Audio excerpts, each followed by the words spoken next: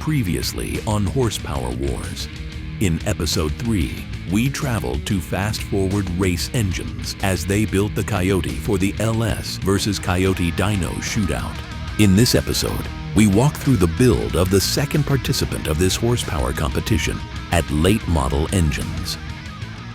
Horsepower Wars Season 4, presented by Summit Racing.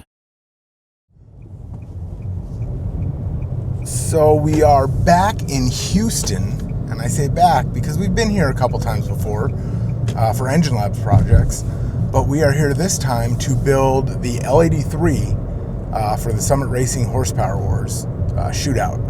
LS versus Coyote 3, this is our third running. This time we're turbocharged and small displacement with a much more even displacement gap between the LT and the Coyote. In the previous episode, you saw us build the Coyote engine, and that thing's going to be a 9,000 RPM screamer. And this, I'm a little more curious. They got a little more displacement, but they don't have as much cylinder head flow. So we'll see what they're putting together, and we're less than a minute out from LME, and we're going to go bother Vinny, which you know from our giveaway builds. And we're gonna see what they've got cooking.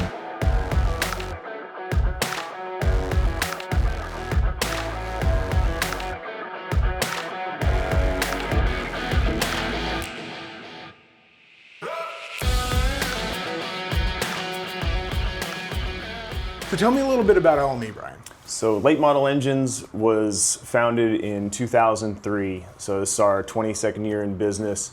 Pecos Laughlin and myself started the business, and we now have 26 employees, all working as a team to build a ton of engines every year. We're doing a load of cylinder heads. We're manufacturing our own intake manifolds, a lot of other engine components, our LT front covers, valve covers. We're doing some billet engine blocks now, so that's kind of we've stepped into that realm. And you know, once again, Summit's helping us out, and said most of these are off-the-shelf parts, right? Yep. I mean, we're not throwing anything custom at it, right? Well, no, I mean, we do have a few custom parts for sure. I mean, there's a bunch of stuff out of the Summit catalog. We got a lot of stuff from Comp off of their shelf.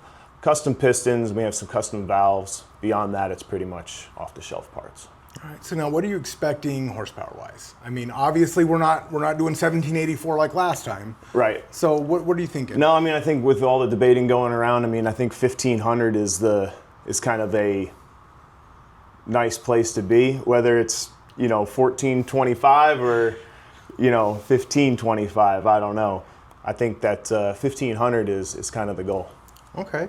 And now, since you were ready to build the Coyote, that means you have some insight. So how are you feeling about their rules? Because I know you guys can see each other's parts list and stuff. Sure. So how are you feeling about that particular Coyote compared I think they did it right. I mean, they're definitely a formidable opponent. I mean, they have a lot of track experience and excellent results at the track. Yeah. They've got a great reputation. So I feel good about having a good, solid competition here. All right. Well, I guess we're done talking. Let's go look at the engine. Yeah, man. Let's check it out. All right. Yeah. So this is our assembly room. Thank you. All the magic happens. Oh, there she is. And here we have our takeout 5.3 LT. So it's all fresh machine, ready to go, and looking to get the crank laid and continue on with the assembly.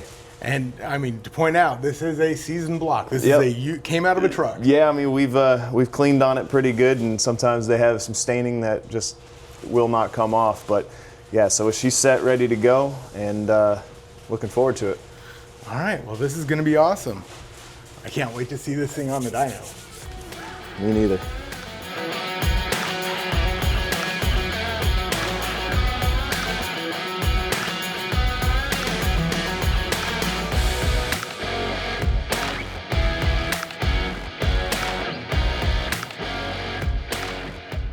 We're getting ready to start building the LT engine. We're here with our friend Vinny Monaghetti, which you remember from all the EngineLabs giveaway videos at PRI, where we've slapped together, three engines now on the show floor? And now we actually get to be in a workshop and put one together. Yes. So tell me a little bit about your combo here. So we're doing a 5.3, basically a stock bore, stock stroke, 5.3 heads. I mean, it's pretty much run-of-the-mill 5.3 combination, obviously with better internals to handle the power we're going to be making. So This is the first time you guys in this competition have been limited on cubes. Mm-hmm. How are you feeling? What's your confidence level now that you guys don't have a huge displacement advantage? We're still confident. I mean, you still have the extra cubes because we still have 20, 25 cubic inches over a Coyote, and that is free horsepower, basically. Heads still flow really well. This thing's going to turn hopefully 9,000, maybe plus RPM. So we get all the benefits of the Coyote. We just don't have the overhead cam still. So. All right, so it's going to be a good head-to-head match then. I think so. All right, well, let's get started. Let's start getting engine parts together because we don't have a ton of time. No, we don't. So we'll get it together. All right.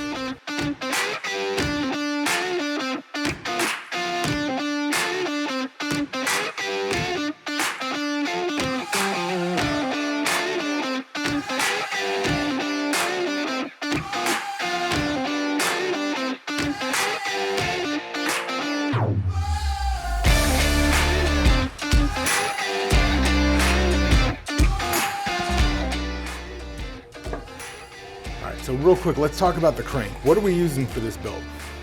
So this is a Manly stock stroke crankshaft, basically. So the 3622, or I think they sell it This as is a 3625. Yeah. All right, so let's talk about these rods, Vinny. They are beefy. They're a lot beefier than the ones we've used in the past. Mm-hmm. Can you tell me a little bit about them? So these are Manly Pro Series I-beams. Should be good for 1,500 horsepower easily. Okay. Standard ARP 2000 rod bolt, 927 pin. Yeah, it should be good. And then the pistons we're using are diamonds. Correct. And so they come with a nice beefy trend pin, right? Correct. Pin strength is, well, obviously anything rotating assembly strength is superior, for boosted stuff. So you can't go too strong. Yeah, so this is a situation where we're not at all worried about rotating assembly weight. Correct. It's maximum strength. Mm-hmm. Yeah, that is a beefy I-beam. Let's talk about these pistons for a second, right? Obviously, I can see a coating on the dome. Yes. There's obviously a dome there.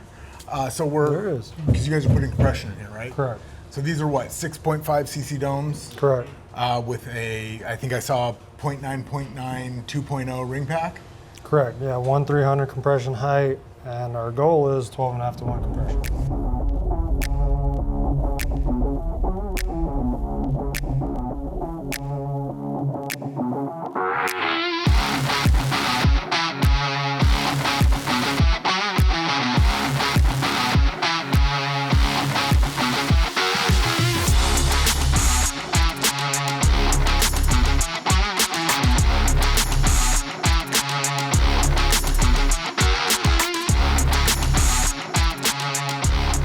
So I'm looking at the cam card, and right off the bat, it's called Horsepower Wars 9,000 plus. That is correct. So obviously that tells me your RPM goal, and we have some pretty aggressive specs to get to that goal, right? Right off the bat is the duration. Advertised duration, now granted it's advertised, 332 intake and 356 degrees exhaust on a 5.3 liter. So obviously, yeah, we're shooting for some serious RPM there.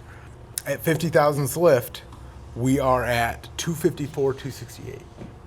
Correct. And like for a bigger engine, that's not crazy. Yeah, it's about the same size you would find on 100 more cubic inches in most of our mild LSs. So.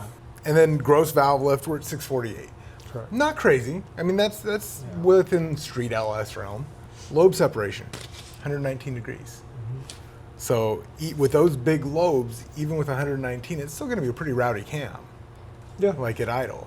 Yeah. So and then the theory behind the low lift was so that we can run stock rockers. Okay.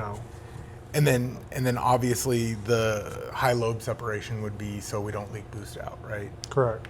So your strategy then is to turn a lot of RPM. Yeah, we're trying to turn as much, if not more, maybe as the Coyote, and they got over at Chem. So you'll see in the valve train components and stuff, that was our goal, was to keep everything light so that we can turn that RPM.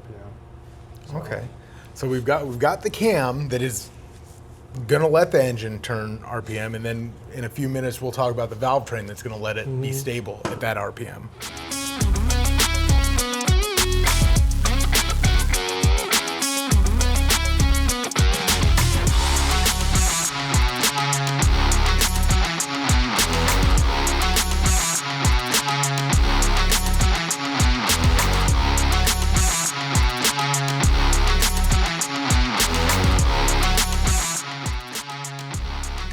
Obviously, we don't have an adjustable timing set, but we're just verifying by degreeing. We're not degreeing so that we can dial it in. We're degreeing just to make sure everything's where it's supposed to be. Just double checking it. Never had it happen, thanks to comp cams, and so we always verify that basically the specs on the cam are correct also. You know what I mean? So we can degree it. We make sure our intake center line is where it needs to be. We make sure the valve events are where they need to be, and just verify that everything's well within range. So that's another thing I like to do. Yeah. So it's trust but verify. Correct. So that's what I just did. Is so I verified our intake opening was within 1 degree. I think it was about a ½ degree off, which is well within tolerance. And then our intake center line was about a ½ degree off also. So it's pretty good for putting everything together and stack up of tolerances. So I'm happy with that. So we're good to go on the We're the degreed, cam's torqued, so we're ready to put it together. All right.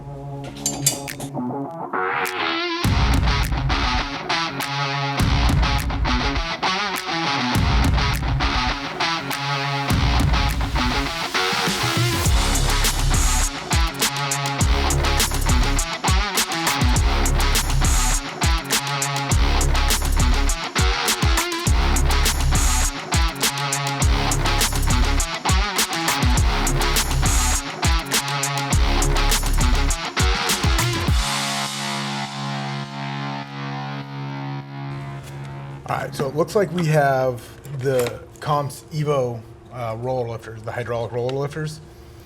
These things are really cool because they actually have a cartridge inside of them that don't take away travel, but let them behave like a low volume lifter, right? So, because the whole point of a short travel lifter is to reduce the volume, right? Correct. So they're doing that without actually reducing travel.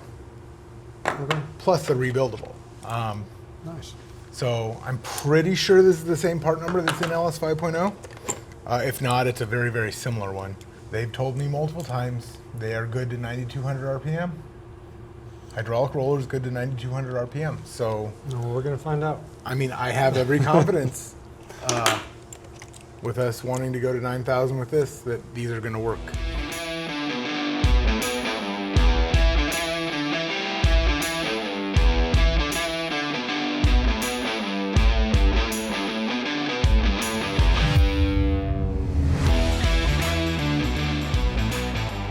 Looking at these L83 heads, and one thing that is really sticking out are the titanium intake and exhaust valves.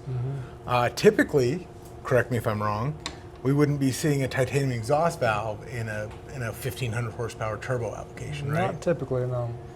But then again, nothing about this engine is typical.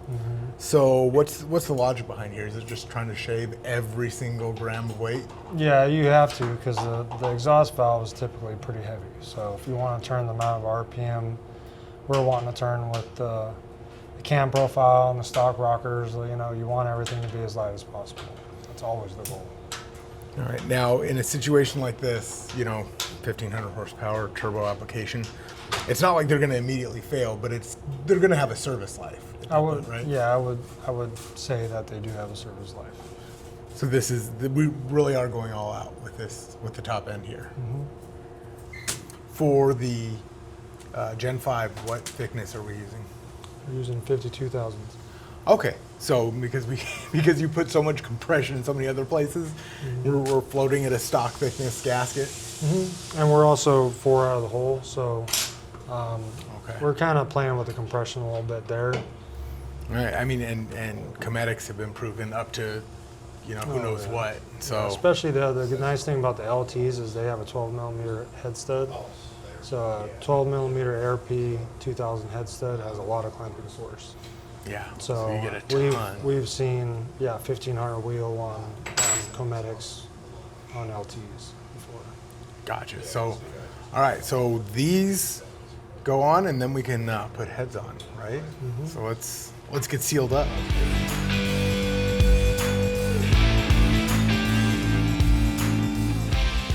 right. So Vinny, what can you tell me about the heads? What's been done to them? Because obviously they're L83 castings.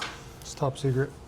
All right. Fair enough. No, just a standard port, and obviously a little bit of work around the valve seat, and the titanium valves are going to help us pull RPM, and we'll see how it goes. And now we're dropping in the ARP 2000 head studs. Now, okay, so explain something to me. So why are we using ARP 2000 head studs, but we're using the 8740 main studs? You technically don't need as much fastening clamp force on main studs or whatnot. Okay. Your cylinder head, you can have a lot more combustion pressures than your. I mean, I'm not trying to say your crank doesn't, your bottom end don't move around, but also the standard kit is an 8740 kit for the main studs. Gotcha. You want as much clamp force on the head studs as possible. Especially when we're making enough cylinder pressure for, 1500 horsepower. Yes. Okay, makes sense.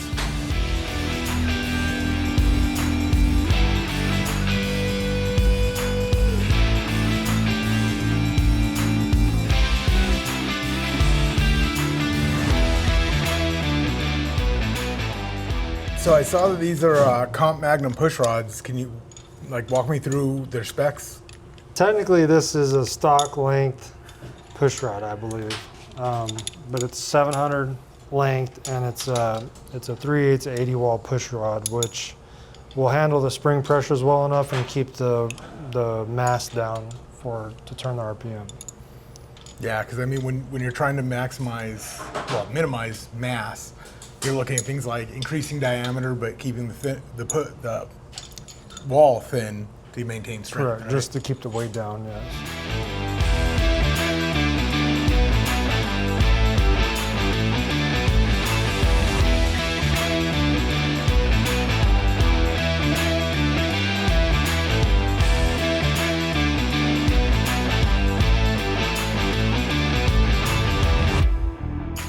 One thing I didn't notice until this was all together was that these are a true conical spring, not a beehive, but an actual conical spring.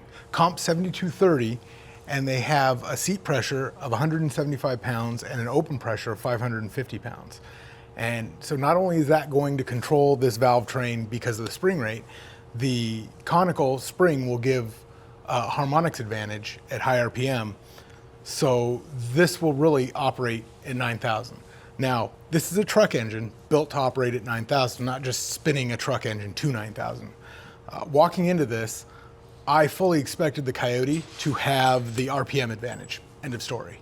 Now, after seeing where we're at here, I'm not so sure. I think this thing can really spin to 9,000 and make power there, just like the Coyote can. So, if you watch EngineLabs and you know me, you know I love RPM and high RPM. So I think we have a battle on our hands, and I'm really excited to see where this goes. Let's talk damper here, right? Obviously, it's an ATI. We use ATI a lot. You guys use ATI a lot. What is it about the ATI that, why is there a stack of them in your guys' shop? Obviously with high horsepower engine, you're going to have a lot of harmonics and movement, and they do well at taking care of us in that department. So, and they're rebuildable for race applications and whatnot. So, tried and proven very well. Gotcha. And I mean, obviously for this, we're just using the actual OEM, nothing special, the OEM part number cross-reference, right? Like we're not using an LT1 or an LT4 damper. I mean, this is just a straight up L83 damper, right? Correct. Yeah, you got to do the specific application for the vehicle it's going in. And being that this is turbo, you don't have to worry about any blower stuff.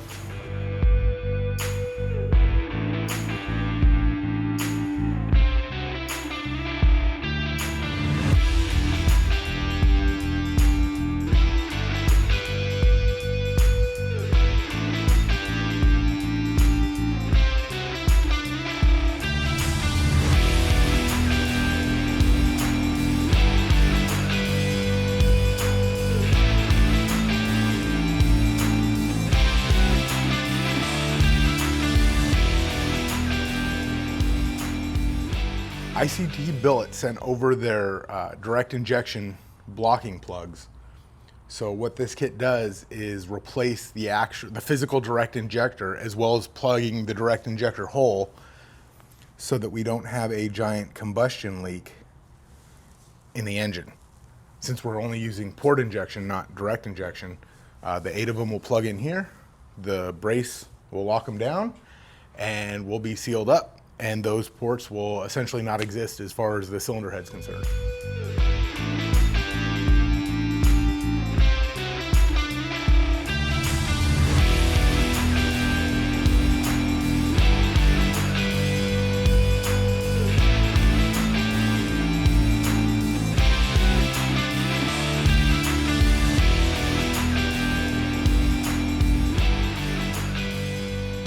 Obviously, we went with a low ram instead of the more popular high ram, right? Why did we do that? I would imagine we probably did it for hood clearance in the vehicle it's going in, but also, to turn a lot of RPM, we prefer to see a shorter runner. So that's why we would go with it. And then I also noticed that you guys port matched it quite nicely. I can see the ports. Every little bit counts. And then we're going to put the TIC intercooler on top of here and really have a nice setup. Have you guys used this kind of setup before? We actually have not. We have a similar setup that we supply with some of our LS builds, but we haven't used this before. So you guys have no problem with the intercooler sandwich idea? No, not at all. And these are good for up to what, 2,000 horsepower or so? I believe they rate this intercooler at 1,800. 1,800. So it'll be more than enough for what we're doing.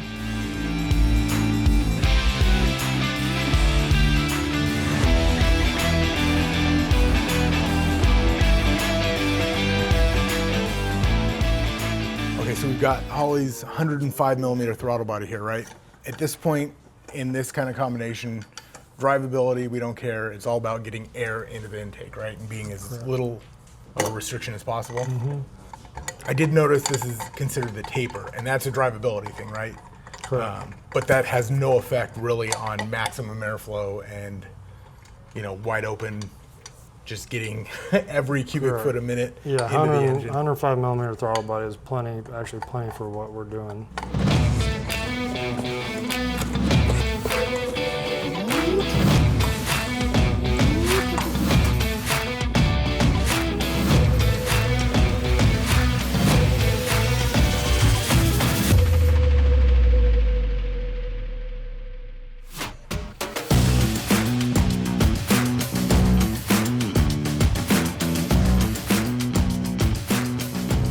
So we're all done? We are. This went together remarkably fast. Overall feel on the build? Feel great, confident. It's a fun one because we actually haven't done nothing like this, so it's going to be interesting to see. I mean, 9,000 RPM truck engine, right? I don't know why it's not going to be 1,500. Well, 1,400. It's maybe 1,500.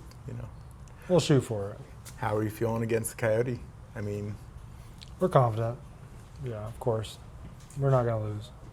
Well, I'm really excited to hear it run. I mean, seriously, I want to hear a 9,000 RPM LT, especially with the turbo making all the turbo noises.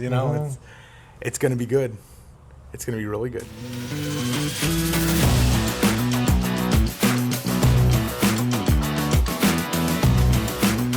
All right, Brian, so we're done. We've got this is your entry. That's right.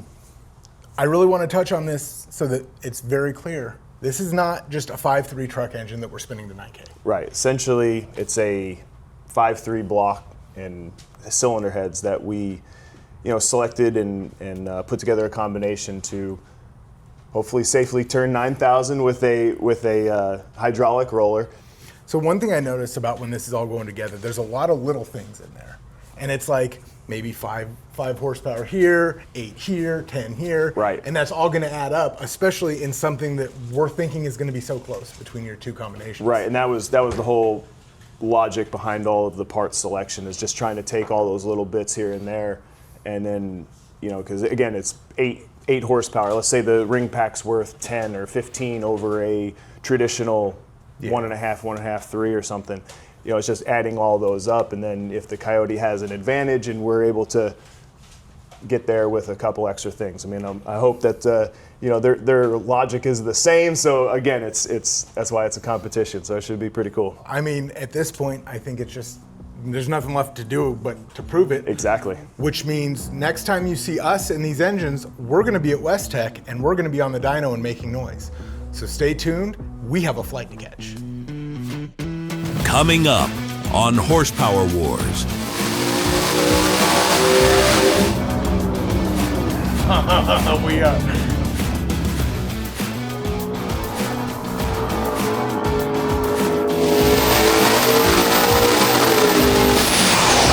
We still have plenty more to go. I think so. Okay. At least some to go.